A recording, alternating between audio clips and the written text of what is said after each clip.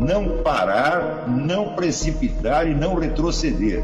Então dizer para esse cara, sabe quando nós vamos parar? Nunca. Nunca na sua porca vida. Né?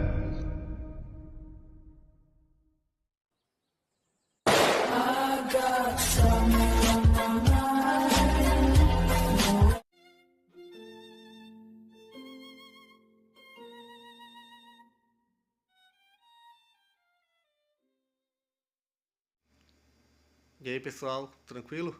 Então vem aqui antes do vídeo começar, pedir para vocês se inscreverem, quem não for inscrito, compartilhar, curtir, comentar. Quem puder seja membro do canal, que isso ajuda bastante. Tem também o link do Apoia-se. Quem puder ajudar nosso canal e apoiar financeiramente vai ser muito bem-vindo. Mas o mais importante é transmitir o conteúdo e os conhecimentos do professor Olavo de Carvalho para mais e mais brasileiros. Então compartilhe e ajude aí nossa causa. Muito obrigado a todos os membros, apoiadores do canal. Fico muito feliz. Tenho certeza que a gente está no caminho certo. Então fiquem com o vídeo e até mais. Valeu! E apresentar uma breve exposição sobre a situação internacional, para que nós não fiquemos brincando de hotel do apocalipse, discutindo filosofia enquanto o mundo explode ao nosso redor. É muito importante que vocês entendam o que está acontecendo. Eu acho que, pelo que eu tenho lido na imprensa, o número das pessoas capacitadas para entender isso é mínimo, para não dizer nulo, porque, em geral, falta a perspectiva correta.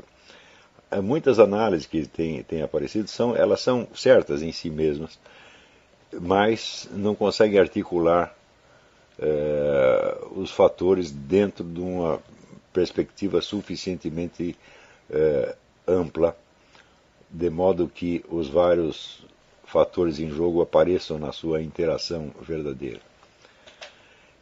Vocês devem se lembrar que no meu debate com o professor Alexandre Dugin, a minha preocupação foi sobretudo caracterizar os três agentes, os três atores principais do processo, que são três esquemas globalistas, um que nós podemos chamar de ocidental ou euro-americano, outro russo-chinês e outro islâmico.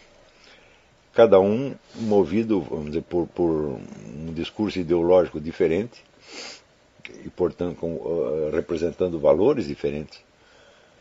Basicamente, o euro-ocidental representando mentalidade moderna, cientificista, materialista, o bloco russo-chinês, o bom e velho marxismo, e o Islã representando, sobretudo, a ideologia revolucionária de Said Qutb. Pode-se discutir, evidentemente, qual é a relação entre esse Islã revolucionário e o Islã tradicional, mas eu acho que, para mim, essa discussão é puramente acadêmica, porque hoje em dia praticamente não há outro Islã a não ser aquele representado por essas facções revolucionárias. É claro que existem pessoas, indivíduos ou pequenos grupos que têm uma outra visão das coisas, que eles acreditam ser mais tradicional, mas isso aí é politicamente e historicamente irrelevante. Então,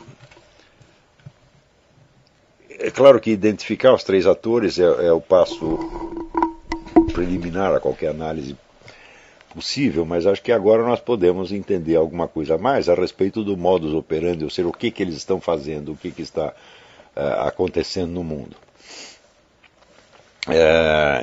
Em vez de tomar como ponto de partida os acontecimentos da semana, que é todo esse barulho em torno da Coreia, eu vou partir de uma direção completamente diferente, utilizando, então,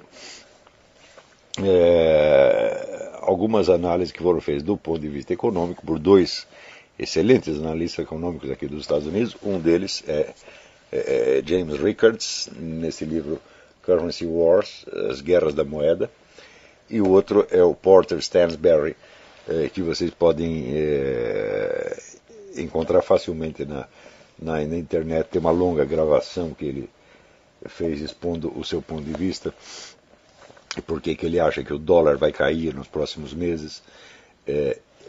Só que há uma diferença. Eles parecem acreditar que esta queda do dólar, que essa crise da economia americana representará um grande perigo para o atual governo americano, Porter Stanberry, chega a conjecturar que será isso o fim do Barack Obama. E não é assim que eu estou vendo as coisas. Mas, de qualquer modo, eu vou aproveitar a análise deles, que me parece muito bem feita. Depois vocês podem conferir no site do Porter Stanberry, ou até comprando esse livro, não sei se esse livro está na internet. Mas a coisa é mais ou menos assim.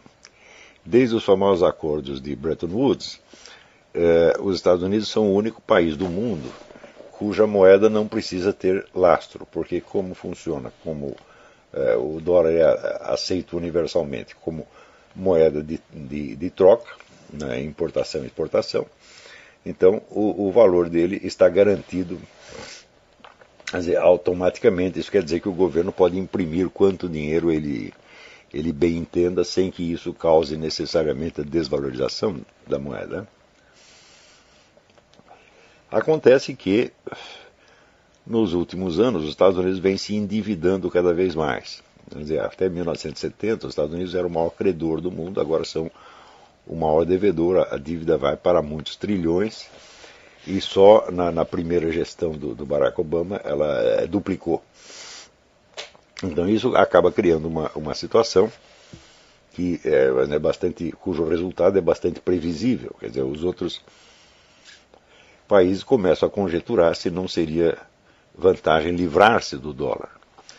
O dólar como moeda internacional significa o seguinte, significa que se, por exemplo, a Austrália quer comprar uns tratores da Alemanha, ela não pode comprar diretamente, ela tem que primeiro comprar os dólares e depois pagar com os dólares o trator. Então, mais recentemente tem surgido uma tendência geral de abandonar o dólar como moeda internacional e usar ou as moedas locais, ou mediante acordos bilaterais, ou fazer assim, um pool de várias moedas, ou mesmo criar uma nova moeda internacional. Isso quer dizer que, a partir desse momento, a garantia do dólar, que é o comércio internacional, acaba e, naturalmente, o dólar desvaloriza. Então, numa circunstância normal, quer dizer, numa democracia onde vigora lei e ordem e o processo político ocorre normalmente, então uma crise econômica geralmente provoca a queda do governo. Vamos supor que fosse uma crise interna na Inglaterra, por exemplo, né? Então a moeda desvaloriza, aparece o desemprego, a crise geral e naturalmente o pessoal então derruba o governo. Na Inglaterra é muito fácil você derrubar um governo, né? Simplesmente troca o primeiro-ministro. Mas as coisas não são bem assim aqui nos Estados Unidos. Por outro lado, a gente vê que as nações que estão mais interessadas em livrar-se do dólar como moeda internacional, várias delas já têm acordo. Por exemplo, existe um acordo da China com a Austrália, eles não usam mais o dólar, né? Parece que a China e a Arábia Saudita também não usam. Tem vários países que estão fazendo acordos bilaterais, mas existe um grupo de nações que é o chamado BRICS, que é Brasil, Rússia, Índia, China e África do Sul, que tem o seu próprio projeto globalista. Na verdade, é o projeto russo-chinês. A gente fala BRICS, é quase um eufemismo. Na verdade, é Rússia e China. O resto não pode absolutamente nada, ainda que tenha, vamos dizer, algum vigor econômico, como sem dúvida o Brasil tem, a Índia tem, a África do Sul tem, mas militarmente não são nada comparados com Rússia e China. Então, o BRICS não é nada mais do que o esquema russo-chinês, né, maquiado, né, como, aliás, é uma coisa tradicional na política soviética, camuflar-se sob o aspecto de terceiro mundismo, ou até havia o bloco dos países não alinhados, que estavam todos alinhados com a União Soviética. Isso nos anos 60 houve essa conversa dos países não alinhados, né? Então, não alinhados quer dizer que estava alinhado com a União Soviética. Então o BRICS é mais ou menos a mesma coisa, do ponto de vista assim, da sua fachada. E a ideia do BRICS é criar uma nova moeda internacional, portanto um banco central mundial, que se substituiria ao Fundo Monetário Internacional. e faria então circular uma nova moeda, o que significa automaticamente um governo mundial, sediado então na ONU. Né? Isso já está num processo bem adiantado. Quando vocês lerem os comentários assim, americanos, eles enfatizam muito a ausência de unidade nos planos do BRICS, as dissensões internas, discordâncias, etc. Mas isto, para quem tem alguma prática da história do movimento comunista, isso não significa absolutamente nada. O movimento comunista está dividido desde o seu primeiro dia. Tá certo? E a divisão interna é frequentemente um dos meios pelos quais ele cresce e se desenvolve. Inclusive, a divisão é aproveitada como um artifício pelo qual você pode seguir 2 ou 3 políticas diferentes, todas convergindo para o mesmo resultado. Então, a ascensão do BRICS e da nova moeda internacional, evidentemente, é a queda da economia americana. Né? Então, como é que estão os Estados Unidos reagindo a isto? Você vê que o governo Barack Obama ele tem se preocupado em 2 coisas. Primeiro, em aumentar a dívida, portanto, fomentar esta mesma crise. Segundo, cortar o orçamento das Forças Armadas, quer dizer, debilitar as Forças Armadas, justamente no momento onde há pelo menos 2 ameaças de agressão, uma por parte do Irã, outra por parte da Coreia. E, ao mesmo tempo, está fortalecendo formidavelmente os mecanismos policiais de controle interno. Vocês devem ter ouvido falar desta monumental compra de munições por parte do Homeland Security. Até 2 semanas atrás eram 1 bilhão e 600 milhões de rodadas de balas hollow point, que são balas proibidas para uso militar, portanto só podem ser usadas internamente contra, né, a própria população local. Também compraram carros de assalto e depois nessa semana veio mais compra de munições, mais compra de armamento e sobretudo compra o fuzil que eles querem proibir, que é o AR-15. Eles compraram uma multidão de fuzis AR-15 e ainda dizendo, por incrível que pareça, que era para defesa pessoal dos seus agentes, justamente quando o governo diz que o fuzil AR-15 jamais pode ser usado como arma de defesa pessoal, que ele é eminentemente uma arma de ataque. Então, tudo isto mostra o seguinte: o governo está perfeitamente ciente da crise econômica que vai vir, está ciente da queda da economia americana, que se anuncia aí iminente, e ele está preparado não para enfrentar a crise econômica, mas para enfrentar a crise social decorrente. Portanto, isso quer dizer que a queda do dólar já é aceita pelo governo americano como uma fatalidade, uma coisa que vai acontecer mesmo, e onde o que interessa não é tirar o país do buraco, mas simplesmente defender o governo contra a pressão e a crise social interna. Isso quer dizer o seguinte, que o nosso amigo Barack Obama ele está perfeitamente inserido dentro do esquema do BRICS. E não deixa de ser curioso que o próprio Fundo Monetário Internacional andou recomendando a troca do dólar por uma nova moeda internacional. Então, é claro que no discurso do BRICS, assim como, por exemplo, no discurso do professor Alexandre Dugin, toda esta coisa aparece como se fosse, vamos dizer, uma nova ordem mundial, uma outra ordem mundial, outro mundo possível, que então se oporia, né, à presente ordem mundial, né, chefiada pelo Fundo Monetário Internacional, Banco Mundial, ONU, etc. Quando, na verdade, não é nada disso.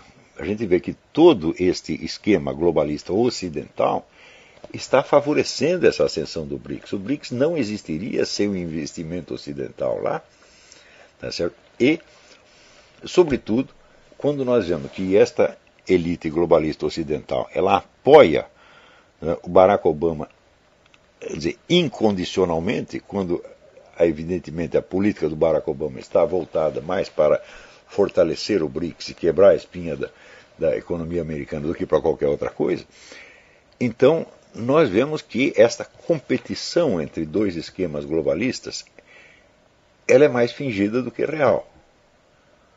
Parece que aí os dois grandes esquemas, o russo-chinês e o esquema ocidental, eles se uniram para criar realmente uma nova ordem mundial do dia para a noite, né, centrada na ONU, então, assim, praticamente oficializada como governo mundial, e fazer isto em cima do cadáver da economia americana.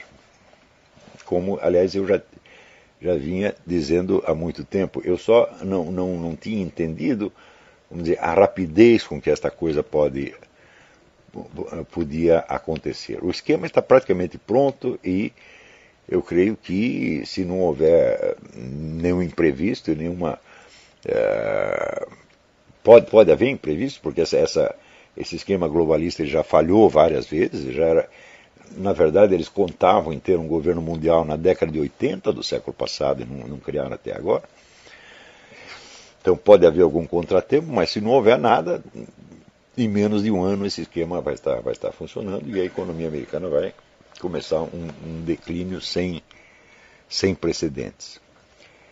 No sentido contrário, existe o fato de que as reservas americanas de xisto bituminoso são as maiores do mundo e, até um tempo atrás, o processamento do xisto bituminoso para transformá-lo em petróleo é uma coisa muito complicada, mas agora tem a tecnologia para isso. E é possível que, vamos dizer, a abertura e exploração dessas reservas de xisto bituminoso levante a economia americana de uma maneira extraordinária, assim como ser um processo similar ou até maior do que aquela explosão de riqueza que houve quando se descobriu, né, o petróleo, né, entre o século XIX e XX. Né? Então, é possível que isso aconteça, isso mude completamente a direção das coisas. A mim me parece que o governo Barack Obama está preparado para as duas eventualidades. Quer dizer, para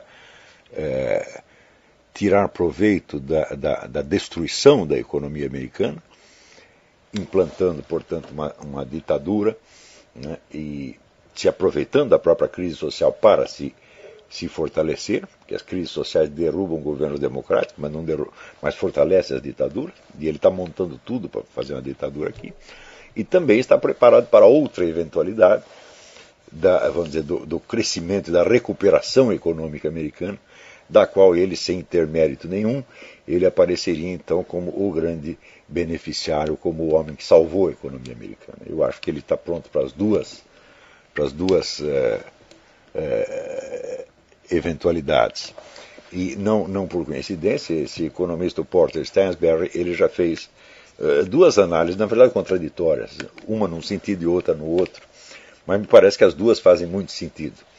É possível uma coisa como é possível a outra. É possível a queda total, a crise social e a ditadura americana concomitante à instalação dessa nova ordem mundial centrada na ONU, na qual ordem, segundo a declaração dos próprios porta-vozes do BRICS, os elementos fundamentais da economia, os propulsores da economia, serão grandes empresas estatais dos vários países, então é claro, uma nova ordem mundial socialista, né?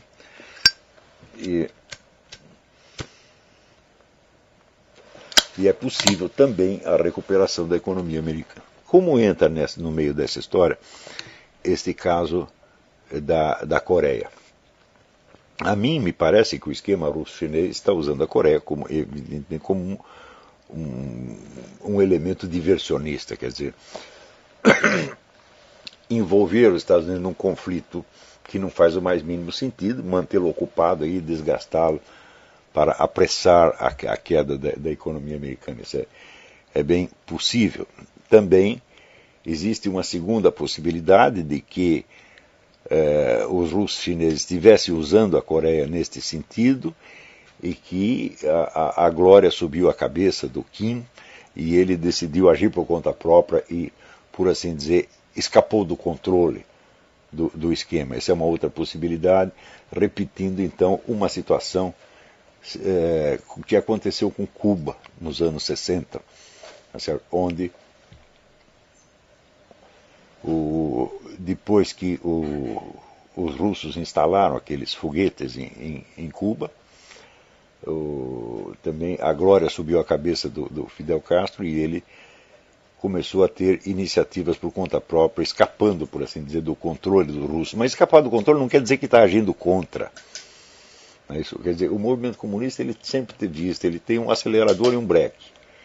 E está sempre usando os dois, tá certo? E vamos dizer, justamente dessa tensão entre esses dois movimentos é que o esquema comunista tem progredido sem parar, na verdade, né? Então, quando parece que para, como aconteceu no negócio da queda da União Soviética, ele para num sentido, mas começa a atuar no outro. Então, a queda da União Soviética foi acompanhada não de um decréscimo, mas de um aumento, de um crescimento formidável do movimento comunista internacional. É uma outra coisa extraordinária você notar que praticamente toda a bibliografia americana sobre o comunismo, ela sempre interpreta o movimento comunista como um braço do Estado soviético ou do Estado chinês. Que me parece um erro metodológico formidável. Por quê? Porque o movimento comunista antecedeu de mais de meio século o surgimento da União Soviética e de quase um século o surgimento da China comunista. Então ele tem a sua dinâmica própria. Ele não depende dos estados que ele mesmo cria.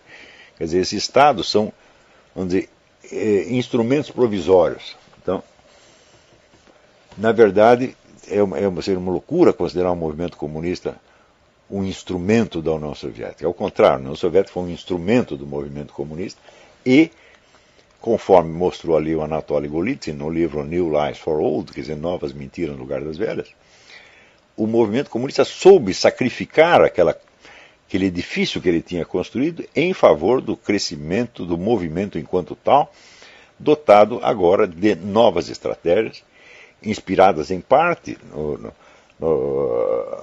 Antônio Gramsci, mas não só em Gramsci, e dotado de uma flexibilidade muito maior, portanto, tendo abdicado daquela unidade doutrinal monolítica que tinha antes, para aceitar formas de ação muito mais diversificadas e, portanto, muito mais incontroláveis.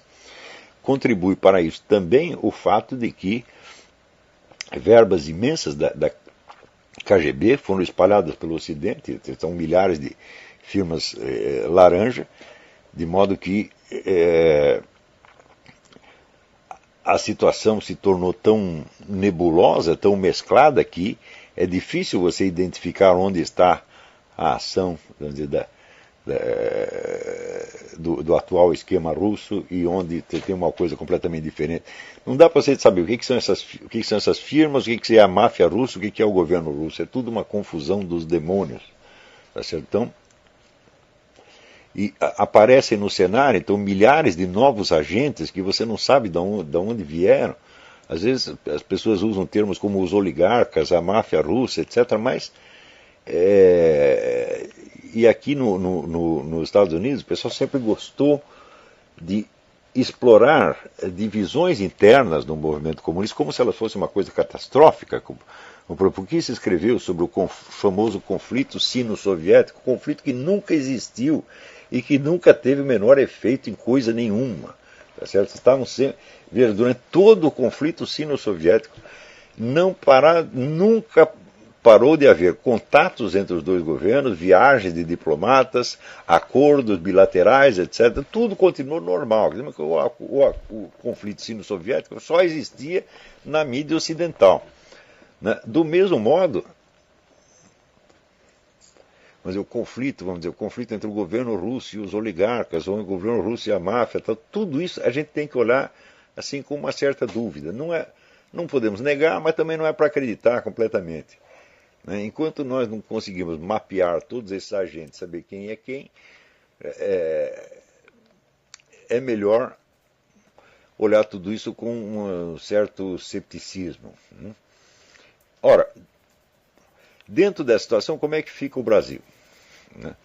Nós sabemos que estamos aí na iminência de uma crise constitucional por causa dos condenados do mensalão, que nenhuma das sentenças foi executada até agora, e que agora, inclusive, está começando uma investigação, a promotoria pede uma investigação sobre o envolvimento do Lula, e é possível que haja uma queda de braço entre o Supremo Tribunal Federal e o Executivo, sendo que, neste caso, o Supremo Tribunal Federal deverá recorrer às Forças Armadas para fazer cumprir as sentenças, e daí nós temos uma situação que será caracterizada como um golpe militar. Porém, dentro do cenário internacional, nós perguntamos, e se houver um golpe militar, os militares assumirem o poder, derrubarem o PT, prenderem todos os mensaleiros, etc, etc. Do ponto de vista internacional, não muda absolutamente nada, porque o Brasil continuará inserido dentro do esquema do BRICS, apenas com outros agentes que vão roubar menos em benefício próprio e vão levar mais a sério o novo esquema socialista anti-americano internacional. Então estas são, vamos dizer, as perspectivas. A única possibilidade de mudança do rumo dos acontecimentos é esta recuperação da economia americana, graças ao xisto bituminoso, ou uma intervenção divina. Porém, as intervenções divinas geralmente não acontecem quando as pessoas estão pedindo para não acontecer. Então, eu sinceramente não acredito que o novo Papa compreenda a situação, pelo menos nestes termos. Aliás, eu não vi isso explicado dessa maneira em parte alguma. Né? Inclusive mesmo as análises econômicas melhores, como a do James Rickards e a do Porter Stanberry, eles ainda têm, vamos dizer, uma visão da política americana como se fosse, vamos dizer, uma competição normal democrática, quando evidentemente a situação aqui já é muito anormal. Né? Nós vemos que o esquema de proteção construído em torno da pessoa do Barack Obama, de modo a permitir que um total desconhecido, um sujeito sem documento, que não se sabe de onde surgiu, né, continue na presidência com poderes superiores ao que qualquer outro presidente teve até em tempo de guerra. Você veja que essa medida executiva que o homem passou, que lhe permite executar qualquer cidadão americano sem processo, sem direito de habeas corpus, sem coisa nenhuma, prender ou matar qualquer um, é uma coisa que nem no tempo de guerra existiu isso aí. Então, ele está com poderes aumentados que lhe permitem fazer isso, que lhe permitem tomar de qualquer cidadão o estoque de comida que ele tenha guardado ou quaisquer metais que ele tenha acumulado. Então, em face da crise, muito pessoal diz, não, vamos investir em ouro, vamos investir em prata, vamos investir nisso, naquilo. Falo, não adianta nada, porque o governo pode tomar tudo a qualquer momento. Então, quer dizer, toda a possibilidade de autodefesa do cidadão está legalmente bloqueada. Eu não sei se Barack Obama tem meios policiais para fazer valer todo este poder que ele se arrogou, mas pelo menos ele vai tentar. Né? Muitas vezes a gente vê que essa arrogância do governo funciona às vezes em sentido contrário, como por exemplo nesse caso do desarmamento. Existem 2 ou 3 estados que aderiram a esta coisa desarmamentista, mas a maioria não está nem ligando, e todas as medidas desarmamentistas que foram tomadas até agora pelo governo, todas estão sendo solapadas em nível local por processo. Por via judicial, o pessoal bloqueia tudo e continua tudo como estava antes, todo mundo conserva suas armas e só desiste delas quem quer. Então, claro, o poder do governo federal não é tanto quanto ele parece, mas o simples fato dele se arrogar esse poder já é um negócio evidentemente alarmante, principalmente porque o agente que está fazendo isso é um sujeito que tem o direito de permanecer anônimo, escondido por trás de tudo. Quer dizer, é um fato inédito na história do mundo. Quer dizer, ninguém pode saber quem é o cara. Ele, vamos dizer, hoje em dia, outro dia eu vi a entrevista do Mike Zullo, que é aquele investigador do Arpaio, e ele disse o seguinte: bom, no começo, no primeiro relatório que nós apresentamos, nós dissemos que havia o que chama probable cause, quer dizer, você tem motivo suficiente para iniciar uma investigação. Agora não é mais probable cause, agora nós temos a prova material definitiva de que tanto a certidão de nascimento, quanto o alistamento militar do Barack Obama, quanto o seu Social Security, é tudo falso.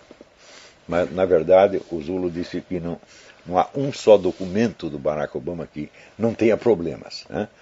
Então isso quer dizer, ninguém sabe quem é o cara e, na verdade, há um cerco para que ninguém investigue, ninguém fique sabendo nada. Quer dizer, é um acontecimento inédito na história. Então é evidente que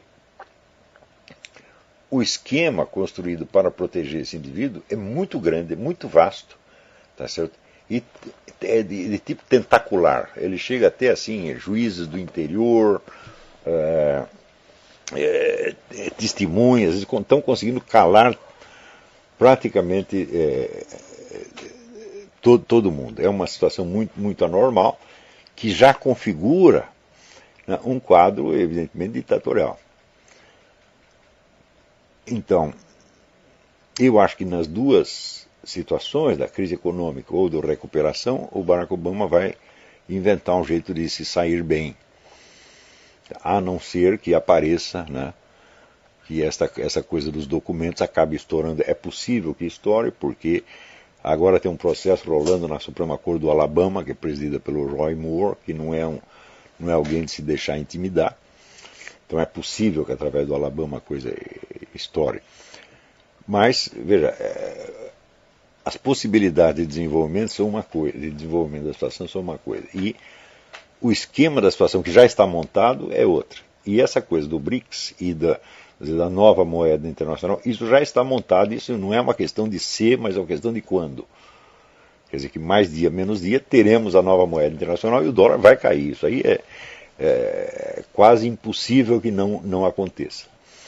Então é essa a situação na qual nós estamos, e vocês aí no Brasil, vamos dizer, na melhor das hipóteses, vocês vão ter também um Brasil integrado na nova ordem mundial socialista, seja pelas mãos dos atuais, né, cleptocratas, seja pelas mãos dos nossos honestos militares. Então esta é a situação. Então vamos fazer uma pausa e daqui a pouco nós voltamos.